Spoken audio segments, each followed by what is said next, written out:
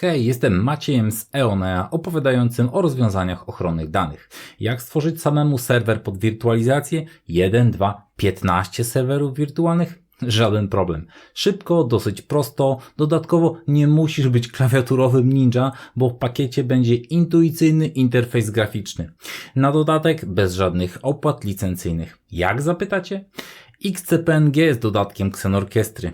Ciekawe? Zapraszam na cały materiał, ale najpierw fragment sponsorowany. Jeśli potrzebujecie naszego wsparcia w projektowaniu, wdrażaniu lub utrzymaniu infrastruktury związanej z wirtualizacją, zdalnym dostępem lub pamięcią masową TrueNAS, to zapraszamy do kontaktu. Jeśli nie potrzebujecie naszego wsparcia, a podoba Wam się to, co robimy, to lajkujcie, subskrybujcie, sami wiecie. A teraz do kontentu.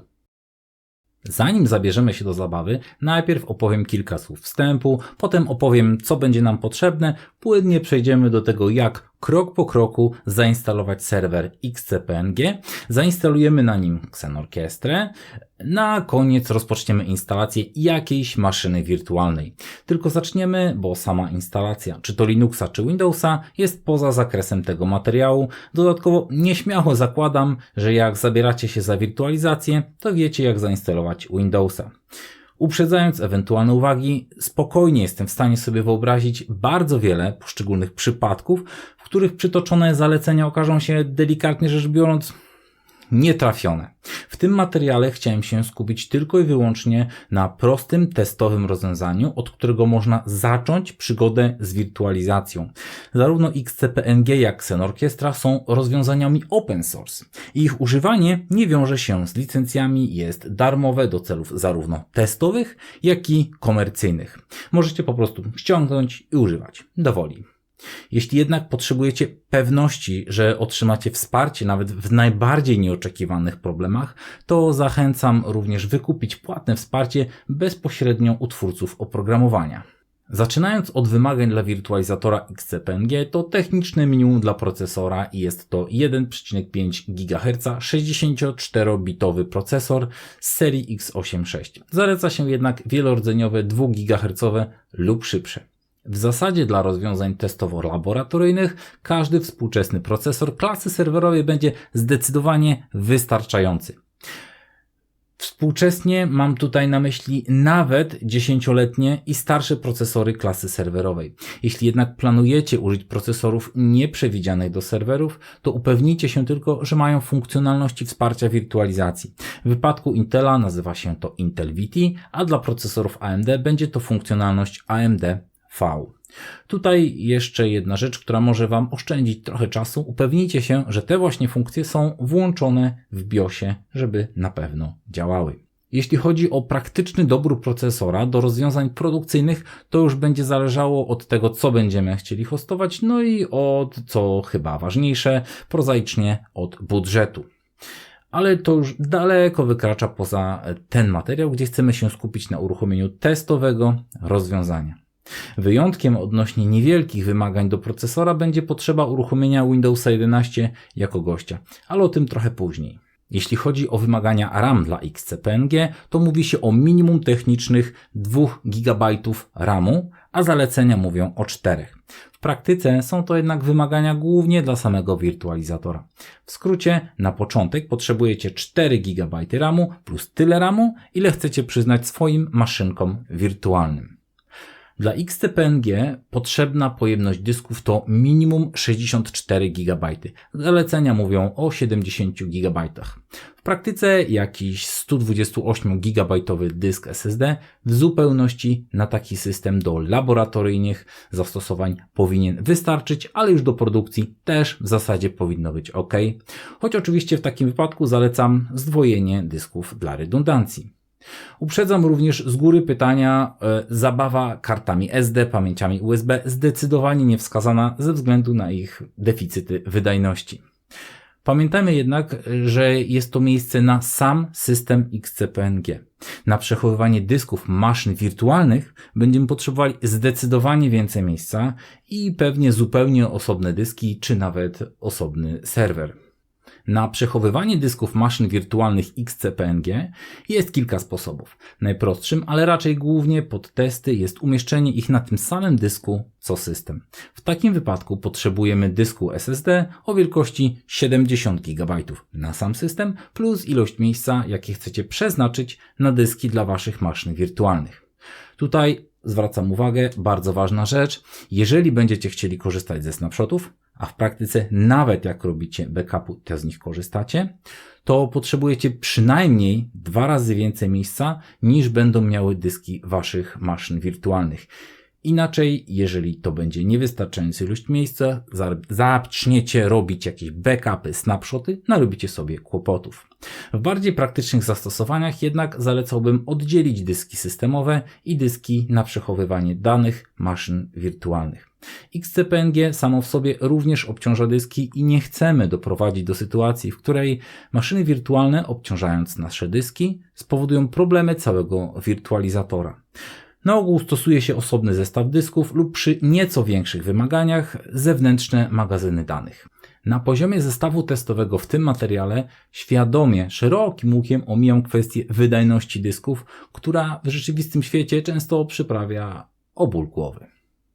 Pamiętacie jeszcze, że XCPNG sam z siebie nie zadba, czy też nie wymusi redundancji dysków. Sami musimy zadbać warstwę niżej o to, żeby zarówno dyski systemowe, jak i dyski systemowe dla naszych maszyn wirtualnych posiadały redundancję. Niech to będzie chociażby jakiś RAID czy ZFS lub redundancja na poziomie macierzy dyskowej. Cokolwiek, co sprawi, że pierwsza lepsza awaria dysku nie przysporzy Wam bólu głowy. Do połączenia naszego XCPNG przyda się jakaś karta sieciowa. Wymagania mówią o 100 megabitach, ale bądźmy realistami. Jednak już 1 gigabit do testów powinien być wystarczający. W praktycznych rozwiązaniach będziemy już potrzebowali minimum 2 kart sieciowych ze względu na redundancję. Jeśli zamierzacie używać sieciowych magazynów danych, migrować maszyny wirtualne, czy też robić backup większych maszyn wirtualnych, rozważyłbym połączenie 10 gigabitów lub więcej. Do nieco większych zestawów dla zapewnienia płynności działania zaleca się, żeby ruch między XCPNG a dyskami sieciowymi odbywał się dedykowanym połączeniem lub też połączeniami. No dobra, ale jak już będę miał to XCPNG, to co będę mógł na nim odpalić? Zapytacie. W zasadzie sporo, choć nie wszystko. Na chwilę obecną XCPNG jako wirtualizator wspiera system gości całą rodzinę systemów Linux, Red Hat, CentOS, cała rodzina Debiana, Linuxa, SUSE, Alpine i wiele innych. Z bardzo dużym prawdopodobieństwem, jak coś jest Linuxem, to zadziała. XCPNG wspiera również FreeBSD czy OpenBSD, więc spokojnie możemy wirtualizować takie systemy jak TrueNAS Core czy pfSense. Z systemów z rodziny Windows to mamy wsparcie dla Windowsów Server 2012 do 2022, a z domowych to Windows 10. Niestety, na chwilę obecną nie ma wsparcia dla Windowsa 11. To trochę słabo, zwłaszcza, że już zaczyna być głośno o końcu wsparcia dla Windowsa 10. No i w sklepach można już kupić tylko Windows 11. Tak wiem, można to rozwiązać manipulując rejestrem, ale nie o tym teraz. To sytuacja na lipiec 2024, kiedy XCPNG wersja produkcyjna to 8.2.1. Wspominam o tym z 2 powodów. Po pierwsze, wersja 8.2 za niecały rok wchodzi w etap End of Life. Co nieuchronnie wiąże się z drugą kwestią, czyli długo wyczekiwaną wersją 8.3, która powinna się ukazać niedługo. W tym miesiącu ukazała się wersja 8.3 Beta 2, a to jest ważne, ponieważ z wersją 8.3 wchodzi wsparcie dla Windowsa 11, rozwiązując problem modułu szyfrującego TPM przez wprowadzenie wirtualnego VTPM. Można instalować i testować. Nie jest to jednak jeszcze wersja produkcyjna. Niestety problem nieco sztucznych, a na pewno budzących wiele dyskusji wymagań odnośnie procesora nadal pozostanie rozwiązywać albo przez zakup serwerów z nowymi procesorami, co na cele laboratorium nie jest fajne, lub przez manipulację rejestrem. Zabierzmy się więc za instalację XCPNG i Xenorchestry. Przechodząc do konkretów, ściągamy ze strony XCPNG nasz wirtualizator albo przy pomocy polecenia Linuxowego albo przy pomocy Rufusa tworzymy obraz USB i zabieramy się za instalację. W moim wypadku ja już USB nagrałem, podłączyłem do serwera, mamy konsolę serwera tutaj uwidocznioną, naciskamy Enter i zaczynamy zabawę z instalacją naszego serwera XCP-NG. On tutaj dosyć domyślnie sam wystartuje, sam zacznie instalować wszystko, co będzie potrzebował. Pierwsze pytanie, jakie dostajemy, to o klawiaturę. Niech będzie, że US. Dalej pyta się, czy jesteśmy pewni, że chcemy instalować, bądź też robimy rebot. W naszym wypadku zdecydowanie chcemy instalować. Zostajemy poproszeni o akceptację warunków, bez tego nie pójdziemy dalej. Tak czy inaczej robimy akceptację warunków. Co dalej się wydarzy? Dalej, jak już wspominałem o tym, gdzie będziemy przechowywać nasze dane samego wirtualizatora. I to jest ten moment. W tym serwerze są podłączone dwa fizyczne dyski. Wspominałem o redundancji. Użyjemy obydwu, żeby stworzyć software'owy RAID, żeby móc na nim trzymać dane samego wirtualizatora, czyli software RAID. Klikamy w ten sposób i z dwóch pierwszych, z trzeciego nie, trzeci to jest USB podłączony, w związku z czym zdecydowanie nie robimy z niego kawałka RAIDu. Z dysku A i B stworzymy RAID software'owy, klikamy OK, uprzedza nas, że oczywiście wszystkie dane z dysku SDA i SDB będą wymazane. Ma to zdecydowanie i sens, i zdecydowanie tak chcemy zrobić. Klikamy OK. On utworzył ten RAID. I to jest moment, w którym jesteśmy pytani, gdzie chcemy trzymać dane naszych maszyn wirtualnych. I tutaj mamy do dyspozycji dwa miejsca. W tym momencie jest to USB, z którego instalujemy Xenorchestrę, w związku z czym na pewno nie. Drugie miejsce to jest sugestia, żebyśmy użyli pozostałe miejsce na tym samym dysku, gdzie mamy dane systemowe, czyli będziemy zarówno dane systemowe, jak i dane wirtualizowanych maszyn trzymali na jednym miejscu. Jak wspominałem, do testów tak zrobimy to i będziemy tutaj trzymać na tym samym RAIDzie zarówno system, jak i pliki maszyn wirtualnych. Następna rzecz, o której warto wspomnieć, to czy mamy użyć systemu plików ext czy LVM.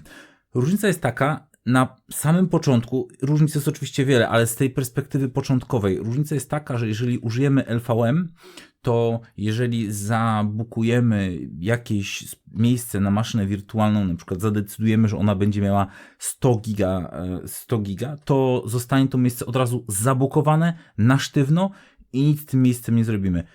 Jeżeli wybierzemy ext, będzie to bardziej elastyczne, to znaczy będziemy zabierać miejsce na dysku tylko tyle miejsca, ile faktycznie będzie włożone danych na tą maszynę wirtualną, na jej dysk.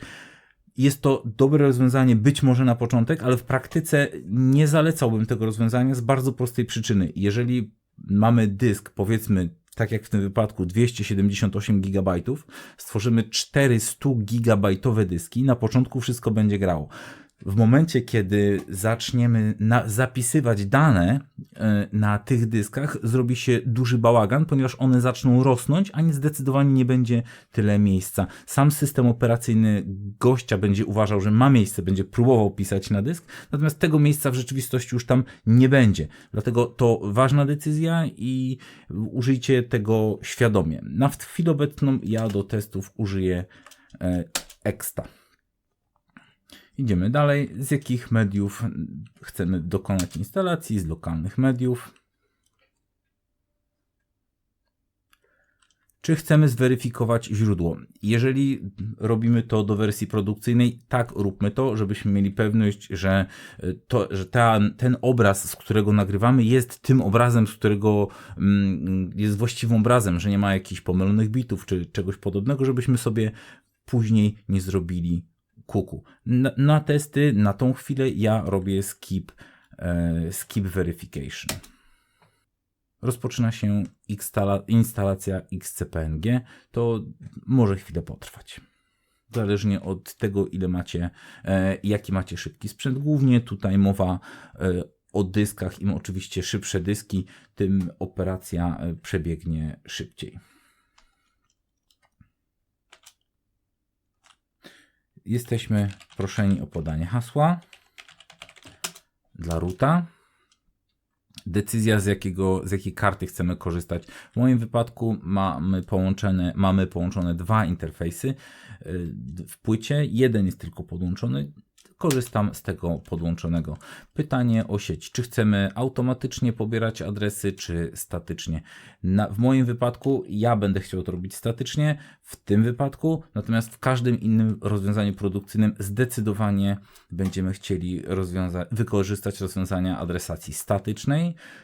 Możemy ewentualnie użyć VLAN-u do interfejsu managementowego, którym będziemy chcieli zarządzać Xenorchestrą. Tutaj najprostsze możliwe rozwiązanie DHCP bez VLANów. Tu możemy nazwać nasz serwer XCP-NG. Nazwijmy go w ten sposób. DNS może być pozyskiwany z DHCP jak najbardziej. Jeżeli mamy inne, bo chcemy korzystać z Cloudflare'a lub czegoś innego, tutaj możemy je również wpisać. To byłoby tyle na ten kawałek. Uzupełniamy tutaj ten kawałek. Tutaj chodzi o Time Zone Europa, Warszawa. Czy używamy NTP? NTP, czyli serwer czasu. Jeżeli mamy pojedynczą instancję serwera, nie będzie to tak krytyczne. Jeżeli będziemy chcieli w późniejszym czasie albo dokonywać klastryzacji, czyli łączyć ze sobą kilka serwerów XCP-NG, to zdecydowanie zalecam używanie NTP, ponieważ jeżeli będziemy mieli klaster i one będą między sobą próbowały dokonywać synchronizacji, migracji serwerów lub czegoś podobnego, krytycznym jest, żeby miały dokładnie ten sam czas, co osiąga się właśnie przy pomocy implementacji z użycia serwera, wykorzystania serwera czasu. Również NTP można skonfigurować ręcznie lub pobierać z DHCP. No i tutaj dochodzimy do momentu, w którym piszę, gdzie będzie instalował, czyli na dev.md127, czyli na naszym rajdzie software'owym skonfigurowanym. Oczywiście wygraża nam całkiem słusznie, że wszystko to, co tam do tej pory było, będzie nadpisane. Instalujemy. Jesteśmy zapytani, czy chcemy doinstalować czy mamy jakieś dodatkowe paczki. Nie mamy, nie jest to nam na chwilę obecną potrzebne i będzie kończył instalację. Super, mamy zainstalowany serwer XCP-NG, informację, że instalacja przeszła pomyślnie, naciskamy Enter. Serwer się nam teraz zrestartuje i w zasadzie wszystko już powinno być gotowe. Poczekajmy dosłownie chwilę i wszystko powinno już nam działać. Zobaczcie, uruchomił nam się zainstalowany XCP-NG. Na monitorze pojawia się m.in. jego adres IP, na który musimy zajrzeć, żeby zobaczyć, co się dzieje i zrobić następne kroki. Ponieważ mamy zainstalowany XCP-NG, super, teraz musimy go jakoś zacząć obsługiwać. Zacznijmy od tego. Wejdźmy bezpośrednio na stronę internetową naszego wirtualizatora. Potwierdzamy ryzyko niezgodności certyfikatu. OK. I tak to wygląda. Mamy kilka sposobów zarządzania, m.in. przez Xenorchestrę, bądź przez linię komend, bądź też przez XCP-NG Studio. Na chwilę obecną najprościej i najszybciej zrobimy to instalując Xenorchestrę wprost z tego miejsca. Quick Deploy. Tutaj podajemy hasło użytkownika, które zdefiniowaliśmy. Teraz on zainstaluje na Xenorchestrze, na XCP-NG Xenorchestrę. Podajemy hasło do XCP-NG. Teraz definiujemy storage, na którym będzie Xenorchestra. W tym wypadku to jest właśnie ten współdzielony storage, który zdefiniowaliśmy. definiujemy kartę, do której będzie podłączona nasza Xenorchestra. Niech to będzie dokładnie ta sama karta, z której korzysta XCPNG, bezpośrednio podłączona do sieci, bez VLANów, bez kombinacji, żeby było najprościej, skorzystamy dokładnie z tego samego interfejsu. Musimy tutaj zdefiniować IP, jakie będziemy chcieli, żeby nasza Xenorchestra miała. Niech to będzie takie. Definiujemy maskę, definiujemy gatewaya, jaki ma użyć, definiujemy DNS-a. Klikamy OK. Niech to będzie admin, to testowa instalacja, nic nam tu nie grozi. Tutaj będzie XOA i robimy deploy. To zależnie od łącza internetowego, od dysku, potrwa od kilku do kilkunastu minut, żeby w tym momencie przy pomocy tego automatycznego mechanizmu na naszym XCPNG zainstalowała się Xenorchestra. Po zainstalowaniu i odczekaniu chwili zostaliśmy przerzuceni wprost na miejsce, gdzie mamy naszą Xenorchestrę, czyli na to IP i na tą wirtualną maszynę, która wewnątrz powstała. Zalogujmy się więc, jakżeż oryginalnie admin, o czym wcześniej zadecydowaliśmy. Logujemy się. Co my tutaj mamy? Mamy jedną, jedyną maszynę wirtualną. Jest to nasza Xenorchestra właśnie. Możemy sobie podejrzeć, że ma przypisane 2 procesory, 2 GB RAMu, jakąś kartę sieciową, 20 GB dysku, jakieś tagi. Co teraz zrobimy? Teraz będziemy chcieli zainstalować naszą pierwszą maszynę wirtualną. Niech to będzie Windows, ale najpierw zanim to zrobimy, musimy tam wgrać jakieś ISO, ponieważ musimy skądś zainstalować naszą pierwszą maszynę wirtualną. Żeby to zrobić, musimy dodać lokalny storage do naszego hypervisora. Add storage. Niech to będzie ISO local, super. ISO local, niech się właśnie tak nazywa. Wybraliśmy wcześniej nie ma tutaj wielkiego wyboru, ale wybieramy serwer, na którym to będzie zainstalowane. Rodzaj storage'u, czyli to będzie lokalny plik, lokalny folder. Zwróćmy tutaj uwagę na jedną ważną rzecz. Na samej maszynie wirtualnej XCPNG, to znaczy na domie 0, który jest tak naprawdę naszym wirtualizatorem, tam jest koło 20 GB miejsca, nie więcej. Jeżeli zrobimy coś takiego jak teraz i zaczniemy wrzucać ISO o jakichś potężnych wielkościach, szybko doprowadzimy do krachu systemu. Dlatego róbcie to subtelnie. Albo trzymajcie tu niewielkie rzeczy, albo korzystajcie z serwerów zewnętrznych NFS na potrzeby tego testu. Użyjemy tego właśnie najprostszego sposobu. Użyjemy katalogu media. Ważna sprawa, ten katalog musi istnieć na dysku, inaczej to nie zadziała. Robimy create. Super, stworzył nam się lokalny storage na ISO. Nie ma tutaj nic.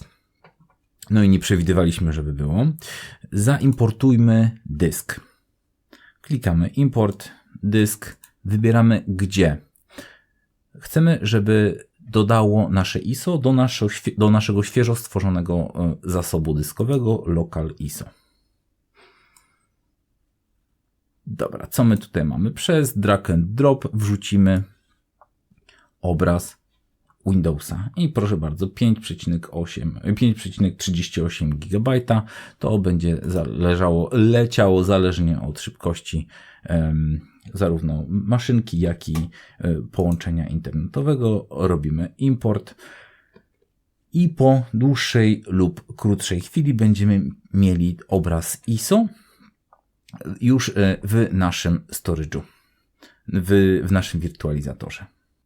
Super, przykulało się tutaj nasze 5 GB ISO z Windowsem 10. Teraz to co? To zabieramy się za instalację tego właśnie Windowsa. Klikamy VM, dodaj nowy VM, wybieramy pool, 1 do wyboru, wybieramy template, którego należałoby użyć. To będzie Windows 10 64 bity.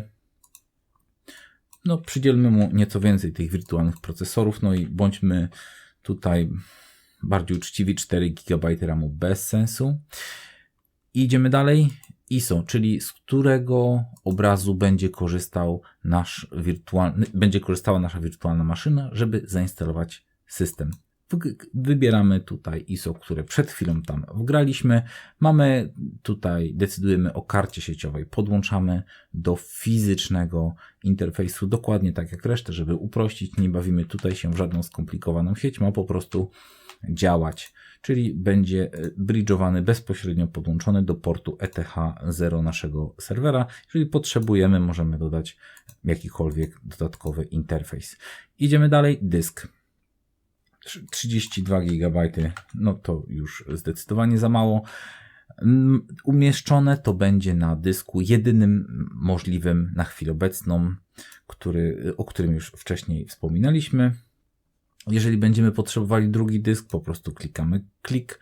Nie stoi nic na przeszkodzie, żeby drugi dysk był na zupełnie innym storage'u, czy na jakimś NFS-ie, czy gdziekolwiek indziej. Niech będzie się nazywał D i niech ma 30 GB. Jeżeli chodzi o dodatkowe parametry, to tylko mamy kliknięte bot VM after creation, żeby wystartowała zaraz po stworzeniu. Kliknijmy sobie create. Powinna się ona nam stworzyć i przeskoczy nam w miejsce, gdzie będziemy mieli do niej dostęp.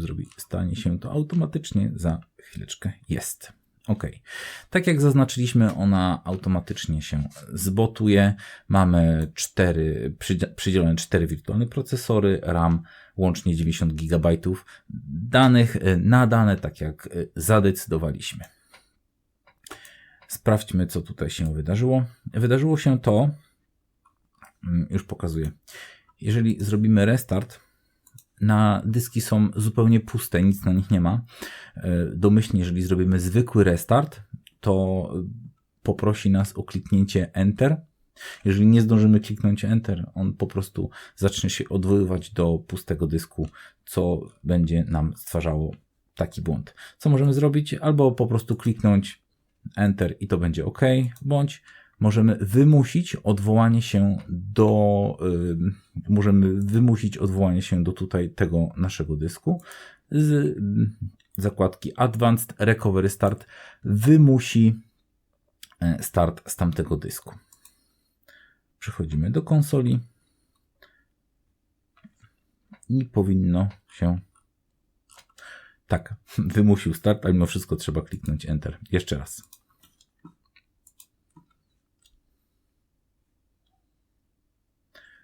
On się tak czy inaczej odwołał do tego ISO, ale w tym ISO jest warunek, że jeżeli się nic nie wciśnie, pójdzie dalej. OK, tym razem udało nam się zdążyć wcisnąć. W międzyczasie tutaj zacznie robić się kilka rzeczy. Zajrzyjmy do statystyk. Mamy informację, jaki procesor, ile procesora używa dana wirtualna maszyna. Mamy informację, ile sieci, ile zasobów sieciowych zużywa i na jakim poziomie korzysta również z dysku. Informacje o pamięci są niewidoczne ze względu na to, że maszyna jeszcze nie ma driverów do wirtualizacji, ale o tym innym razem. Wracamy do konsoli. Voilà, mamy gotowy do instalacji Windows. Jeżeli go zainstalujemy, będziemy mieli go dostępnego dokładnie tak jak Xenorchestra będzie dostępny w tej samej sieci, w ten sam sposób jak Xenorchestra. No cóż, zostało tylko używać i działać, instalować, kserować, kopiować i bawić się. Dzięki. Materiał pokazuje, jak od zera zainstalować XCPNG przez Xenorchestrę, aż po rozpoczęcie instalacji systemu operacyjnego gościa. Jest to świetne rozwiązanie na początek umożliwiające testowanie wirtualizacji na bazie XCPNG. Dzięki, że zostaliście do końca. Pamiętajcie, że jeżeli potrzebujecie naszego wsparcia w projektowaniu, wdrażaniu lub utrzymaniu infrastruktury związanej z wirtualizacją, zdalnym dostępem lub pamięcią masową TrueNAS, to zapraszamy do kontaktu. Jeśli jednak nie potrzebujecie naszego wsparcia, a podoba Wam się to, co robimy, to lajkujcie, subskrybujcie, sami wiecie. Tymczasem zapraszam do obejrzenia innych materiałów lub być może do zobaczenia później. Dzięki, hej!